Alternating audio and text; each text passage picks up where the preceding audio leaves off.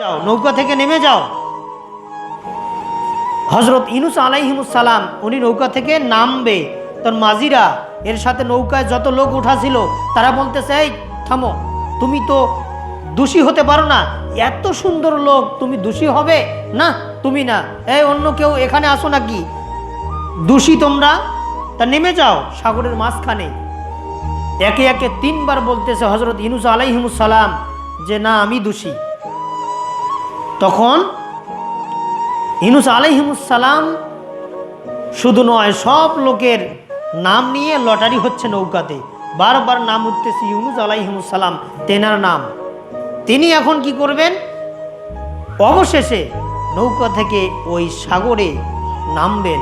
নামার সাথে সাথে আল্লাহ পাক রব্বুল আলামিন একটা বড় মাছকে পাঠাই দিয়েছেন যে, মাছ তুমি তাড়াতাড়ি যাও, গিয়ে তোমার মুখটা হাঁ করো।